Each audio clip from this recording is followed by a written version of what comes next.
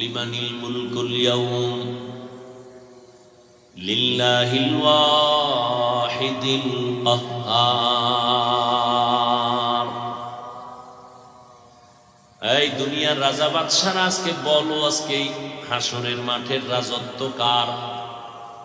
আল্লাহর আওয়াজটা এত যে বিকট হবে, হাসরের মাঠ থরথর করে কাঁপতে থাকবে, মানুষগুলো বেহুশ হয়ে যাবে, কেউ জবাব দিবে না, ভয়। আল্লাহ নিজেই জবাব দিবেন, লিল্লাহিল ওয়াহিদিল কাহ্হার। আজকের দিনের রাজত্ব মহারাগে রাগান্বিত আল্লাহর। জীবন ভর যে আল্লাহ সম্পর্কে শুনছো তিনি রহমান, জীবনটা ভরে শুনেছো তিনি রহিম, জীবন ভরে শুনেছো তিনি গফফার, জীবনটা ভরে তুমি শুনেছো তিনি সত্তার। আজ হাসরের মাঠে সব বন্ধ। আজকে আল্লাহ বলবে, আজ এই মাঠে রাজত্ব চলবে মহারাগে রাগান্বিত একমাত্র আল্লাহ। আল্লাহ রাগান্বিত হয়ে আওয়াজ দিবেন। এবার আসেন আয়াত যেটা পড়েছিলাম, আল্লাহ বলেন ওই দিন কিন্তু ইনসাফ হবে। কেমন ইনসাফ? ইয়াউমা ইয়াফিরুল মারউ মিন আখিহি ওয়া উম্মিহি ওয়া আবিহি ওয়া সাহিবাতিহি ওয়া বানিহি। ওদিন এমন ইনসাফ হবে, আপন আপনের কেউ পরিচয় দিতে চাইবে না। মা বলবে, আমি একটা নেকের টান পড়ে গেছে, ও সন্তান আমাকে একটা নেক দিলেই তো আমি জান্নাতে যেতে পারি, একটা নেক দে। সন্তান বলবে, আমি মায়ের গর্ভ ছাড়া দুনিয়ায় জন্ম নেই না, আসি নাই, তবে তুমি যে আমার মা আমি তা বিশ্বাস করি না, যাও নেক দিব না।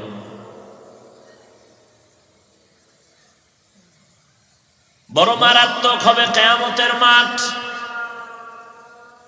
সূর্যের গরমে এই যে জমিনটা, মাটির জমিন তামা হয়ে যাবে। প্রশ্ন আসতে পারে, সূর্যের গরমে লোহা হতে পারতো, লোহা হবে না কেন? স্বর্ণ হবে না কেন? রূপা হবে না কেন? তামা হবে কেন? স্বর্ণ রূপা লোহার মধ্যে এমন একটা পাওয়ার নাই যে পাওয়ারটা তামার ভেতরে আছে। বলে কি? লোহার এক মাথা যদি গরম করো ভিন্ন মাথা গরম হয় না। স্বর্ণের এক মাথা আগুন লাগছে তো ভিন্ন মাথা তাপ আসবে না। কিন্তু তামার ধাতুটা এমন কঠিন, এক জায়গা গরম হলে পুরা অংশটাই গরম হয়ে যাবে, জমিনটা তামা হয়ে যাবে। ওদিকে জাহান্নামের আওয়াজ, আর আদালত থেকে আমার আল্লাহ পাকের রাগান্বিত আওয়াজ। মানুষগুলো বেকারার হতে থাকবে, কান্না কান্না কান্না। আল্লাহ বলেন ওই দিনের ভয়ঙ্কর, ওই দিনে হিসাব দেওয়া লাগবেই, পালাবার উপায় নাই। মরণ থেকে যতই পালাও, মরণ তোমায় নিবে ঘিরি। যদিও সুদূর আকাশ পানে লুকাও, সেথায় লাগিয়ে সিঁড়ি। নদী পথে নৌকা চালাও, ও মাঝি ভাই, বেলা ডোবার আগে আমি ওপার উঠতে চাই। ডুবে গেলে বেলা আর উঠে না, ভেঙ্গে গেলে মেলার আর জমে না।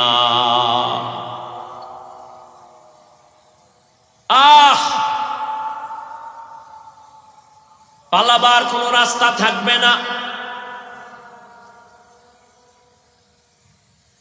আল্লাহ বলেন ওই সময়টার ভয় অন্তরে জমা করে দুনিয়াতে মরার আগে যারা গুনাহ থেকে নিজেকে বাঁচাবে, ও নবী তাদের জানায় দেন আমি তাদের বিনা হিসাবে কিয়ামতের দিন জান্নাত দিয়ে দিব।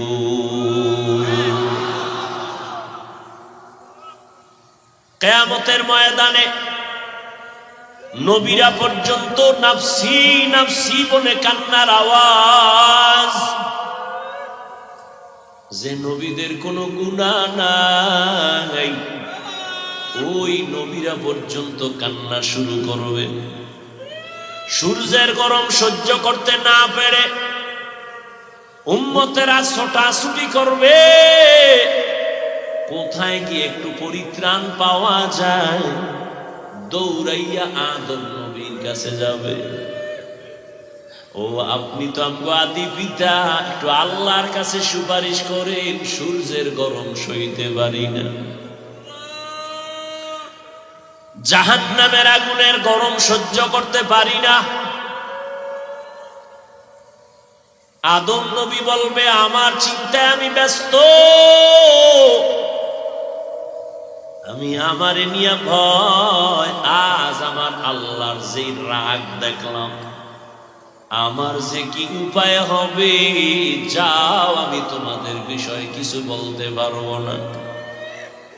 উম্মতেরা ঘুরতে ঘুরতে যাইবে, কোথায় যায়, গিয়া নূহ আলাইহিস সালামের দরবারে হাজির। নূহ নবীও কাঁদবেন, ও আল্লাহ আমারে বাঁচাও, আমারে বাঁচাও। উম্মত বলবে আমাদের বেলা একটু সুপারিশ করবেন নি, বলে আমি পারতেছি না, যাও। ঘুরতে ঘুরতে মূসা নবীর কাছে যাবে, ইব্রাহিম নবীর কাছে যাবে, সবাই বলবে যাও যাও যাও। সর্বশেষ একজন মাত্র মায়ার নবী, রহমতের নবী দরবারে গিয়া হাজির হয়ে যাবে। আম্মা জান আয়েশা রাদিয়াল্লাহু আনহা বলেন, ইয়া রাসূলুল্লাহ, কঠিন সময়ে যখন কেউ কাউকে চিনবে না, পরিচয় দিবে না, ওই মুসিবতে নবীরা পর্যন্ত গুনাহ নাই তারপরও কান্না করবেন, আপনাকে উম্মতেরা কোথায় তালাশ করে পাবে? নবী বলেন ওই দিন আমি কোথাও যাব না, বিচারক কি রায় দেয় আমি তার পাশে বসিয়া থাকব। রায়টা যেন আমার উম্মতের বাম দিকে না যায়, আমি আমার বিচারক মালিকের পাশে সিজদায় পড়ে মাকামে মাহমুদে কান্না করব। ইব্রাহিম নবী কাঁদবেন, আল্লাহ আমাকে বাঁচাও। মূসা নবীর কান্না, আল্লাহ আমাকে বাঁচাও। ঈসা নবী কাঁদবেন, আল্লাহ আমাকে বাঁচাও। আদম নবী কাঁদবেন, আমাকে বাঁচাও। নূহ নবী বলবেন, আল্লাহ আমারে বাঁচাও। নবী বলেন, ও আয়েশা, কিয়ামতের ময়দানে আমি মুহাম্মদ একা, একবারও বলবো না আল্লাহ আমারে বাঁচাও, আমারে বাঁচাও। আমি সিজদায় পড়ে শুধু একটাই আওয়াজ দিব, আল্লাহ আমার উম্মতের বাঁচাও, আমার উম্মতের বাঁচাও। আমার একটা উম্মত যেন জাহান্নামে না যায়, আমার উম্মত জাহান্নামে গেলে আমি জান্নাতের দরজায় যাব না। আম্মা জান আয়েশা রাদিয়াল্লাহু তাআলা আনহা বলেন, তো আপনি কান্না করার পরে কি হবে? আমার আল্লাহ বলবেন, নবী মাথা উঁচু করেন, কাঁদবেন না, আপনি আপনার উম্মত গুলো ধইরা ধইরা সব জান্নাতের দিকে নিতে থাকেন। নবী বলেন, তখন আমি আমার উম্মত গুলো ধরে ধরে ধরে ধরে হাসরের মাঠ থেকে আলাদা করে এক সাইডে নিয়ে হাউজে কাউসারের সামনে লাইনে দাঁড় করাইয়া আমি নবী নিজের হাতে দইরা কাউসারের পানি পান করাবো। আমার উম্মতের নিয়ে হাজির হব। আল্লাহর নবীর এই কথা শুনে আম্মা জান আয়েশা বলেন, কোটি কোটি কোটি কোটি কোটি কোটি হাজার কোটি মানুষ, মুসা নবীর উম্মত থাকবে, ঈসা নবীর উম্মত থাকবে, নূহ নবীর উম্মত, ইব্রাহিম নবীর উম্মত, আদম নবীর উম্মত। আপনার উম্মত গুলো আপনি চিনবেন কি করে? নবী বলেন, ও আয়েশা, আমার উম্মত যারা দুনিয়ায় ওযু বানাইয়া 5 বেলার নামাজ আদায় করেছে, কিয়ামতের ময়দানে আমার উম্মতের ওযুর অংশগুলো নূরের আলোতে ঝলমল করতে থাকবে। আমার উম্মতের চেহারাটা নূরের আলোতে চমকাইতে থাকবে, ওযুর জায়গাগুলো নূরের আলোতে চমকাবে। আমি দইরা দইরা জান্নাতের পথে দেখে নিয়ে যাব। এরে নবীর উম্মতের দল, নবী কাউসারের পার্শ্বে লাইন করায়া একজনকে 1 পেয়ালা করে পানি দিবেন। এত সুন্দর পানি একবার যারা পান করবে আর কখনো পিপাসা লাগবে না। একজন পান করে যাও, জান্নাতের গেটের পাশে বসো, ওয়েটিং রুম আছে সেখানে গিয়া বসো। আর একজন লাইন, নবী নিজের হাতে পানি পান করায় উম্মতের কাউসারের পানি। হঠাৎ লাইনে অনেক মানুষ, মাঝখানে একটা পর্দা ফালায়া দিবে। ফেরেশতারা পর্দা দিলা কেন? উম্মত কি শেষ? ফেরেশতারা বলবে, না শেষ হয় না তো, পর্দা ফালাইলা কেন? এতক্ষণ যাদের পানি দিছে এনারা আপনার খাঁটি উম্মত, আর এখন যারা পর্দার ওই পাশে সব হলো ভেজাল উম্মত।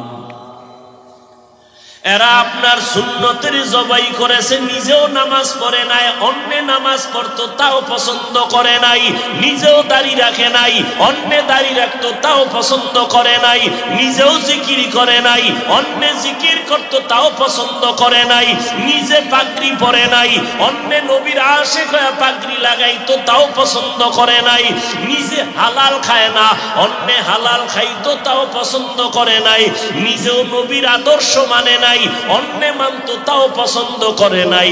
তখন নবী বলেন, আয়েশা, আমি তখন বলবো, সুহকান সুহকান, ভেগে যারে উম্মত, আমি তোদের নবী না, তোরা আমার উম্মত না।